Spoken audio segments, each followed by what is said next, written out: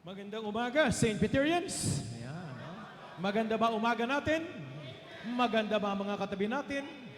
Pumalakpak ang magaganda ng mga anak ng Diyos.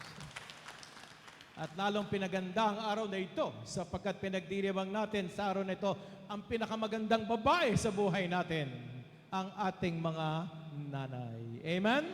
Ika, no? Happy Mother's Day to everyone. Asan ba mga mothers natin? Taas nga kayo mga mothers. Yes! We will have a special consecration, no, to all of you. No? Sabi nga sa first reading, we will lay our hands on you so that you may receive the anointing from the Holy Spirit. Amen? No? At ating ihahandog ang lahat ng mga nanay through the intercession of Mama Mary, our spiritual mother. No? Ang babaeng hindi mahindian ng Diyos. Siyempre, nanayan. Pag sinabi ng nanay, no? Sir, yes, sir.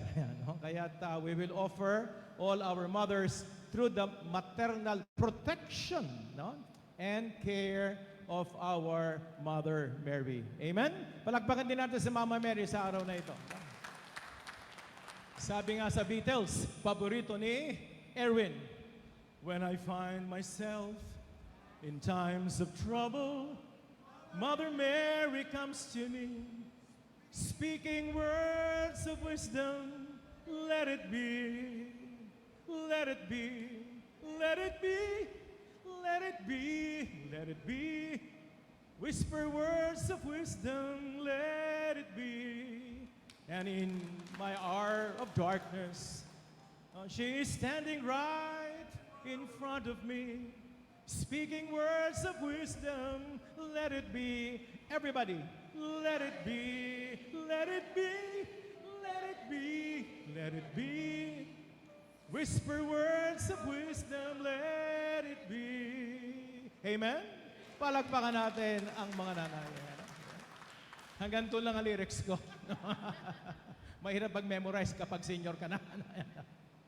So, kailan ba nagsimula? Nag-usap kami ni Erwin kanina eh. Saan ba nagsimula yung Mother's Day? Modern Mother's Day celebration. Sabi nila 1908 sa Amerika. No? Si Anna Jarvis. Sinimula niya sa kanyang church, no, sa Amerika. At naging official noong 1914. Naging official na ito. And all over the world, kumalat na ang ating appreciation sa lahat ng mga nanay as part of our tradition on second Sunday of May. Second Sunday of May. Kaya sila ang bida sa araw na ito. Kaya mga mister, no? Magpakain naman kayo. At mag-treat tayo sa ating mga mothers, no? Pero ano maganda, no? Bilang mga Kristiyano, no? As men and women of faith, no? How can we appreciate, no? Mother's Day, the gift of motherhood as one of the highest calling of God. Sabi nga, the highest calling of God, no? Ang pinakamataas sa pagtawag ng Diyos, no, ay ang pagiging ina. No?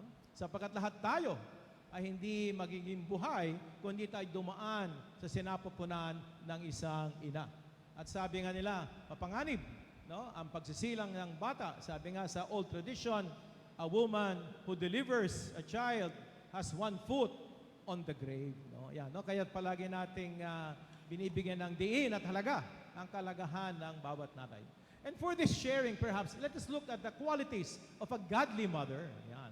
Ano ba ang qualities of a godly mother? Ano ba ang katangian ng isang nanay na makadiyos? No? Makadiyos. No? Kaya suriin natin ang ating buhay at nawa, lumalago tayo ng pagiging isang makadiyos na ina.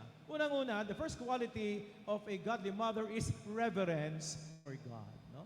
Reverence for God. Can we say that? Reverence for God. Yan po yung nakalagay sa Proverbs chapter 31. No?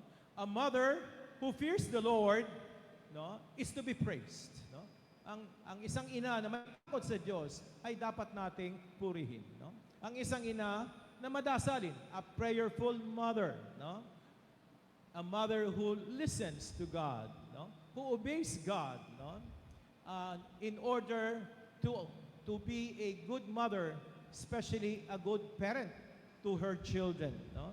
Is a mother, no, who have fear of the Lord, no? We have total obedience and surrender to God as the highest value in our lives, no? Madasalin, no? At isang ina na palaging nagpapasakop sa kalooban ng Diyos upang siya'y maging isang mabuting magulang sa kanyang mga anak, no? Reverence for God. Number 2, the second quality of a godly mother is that of, alam po natin ito, unconditional love, no? Yan ang isang tunay na ina, no? Siya po ay nagmamalasakit ng walang hanggan, walang kondisyon, no? Walang boundary ang kanyang pagmamahal. The measure of a mother's love is to love without measure. At sabi nga sa Isaiah 66, ang minamahal ng ina ay minamahal ng Diyos. Na, di ba?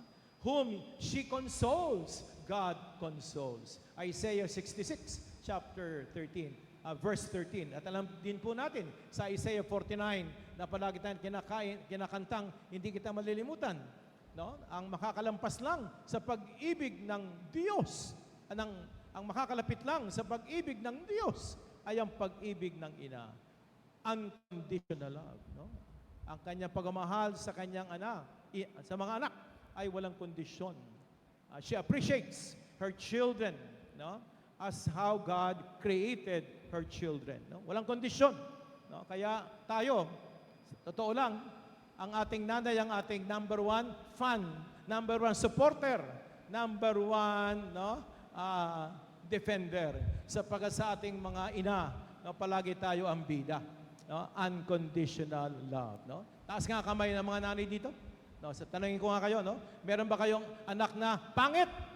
Wala, syempre. No? Lahat ng inyong anak ay artistahin. Yan, no? Diba? No?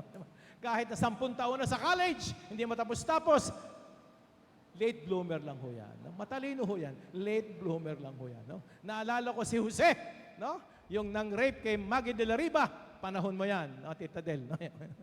Panahon eh. Bibitayin na nga si Jose, yung nang-rape kay Maggie de la Riva. Ang sabi pa ng nanay, tumatawag sa Malacanang kay Marcos, mabait hong bata yan. Nagkamali lang. Sa totoo nga ho eh, magpapari yan eh. Bibitayin na nga. Diba? Kaya yung unconditional love, no? Nadadama natin ang pag-ibig ng Diyos sa pag-ibig ng ina. Amen? Palagpakan natin ang mga nanay, no? Third, pangatlong quality ng isang godly mother, wisdom. Wisdom and instruction. No? Ang isang ina, ang isang tunay na ina, sabi nga sa Proverbs 31, ay nagbibigay ng payo. Nagbibigay tayo ng payo. Nagbibigay tayo ng instruction, no? Ng advice sa ating mga anak, no? Bunga ng ating karanasan, no? Bunga ng ating pananampalataya at debosyon sa Diyos. Nagbibigay tayo palagi ng mga payo, ng mga paliwanag, ng mga paalala, no? Sa ating mga anak. Alam po natin yan. Mga paalala, mga payo, mga pangungusap ng ating mga ina, bunga ng kanilang karanasan sa pananampalataya, bunga ng kanilang karanasan sa buhay na hindi natin maipagpapalit. Hanggang ngayon, naalala natin ang mga parental tapes, mga payo, advice, and counsel ng ating mga ina. Fourth, alam po natin, the fourth quality of a godly mother is that of, sabi nga nila yung diligent practical care. Yan daw ang tunay na mga nanay, no? Meron siyang diligence sa kanyang pastoral care. Siya isang mabuting katiwala ng tahanan na binigay sa kanya ng Diyos. No? Ang isang tunay na ina is a good steward of the household, no? That God has entrusted to her. Not only in meal preparation, mga pagkain, mga pangunahing pangangailangan, up to modest and prudent lifestyle. No? Pamumuhay, uri ng pamumuhay ay napakahalaga na sinasabuhay ng ina. No? Ang modest, prudent lifestyle, no? Hindi magarbo, hindi mabongga, no? Simple lang. Ang mahalaga ay ang mga pangangailangan, mga basic important needs ng ating mga pamilya ay nabibigay, no? Yung mga diligently in our practical care, pag-alaga no, pangangasiwa ng ating tahanan. No? Hindi naman ang tatay, palagi wala ang tatay. Palagi wala. No? Absentee father. Kaya nanay palagi ang ating nakikita. And of course, last but not the least, no? Panglimang katangian ng isang godly mother is that of, sabi nga nila, gift of long suffering. No?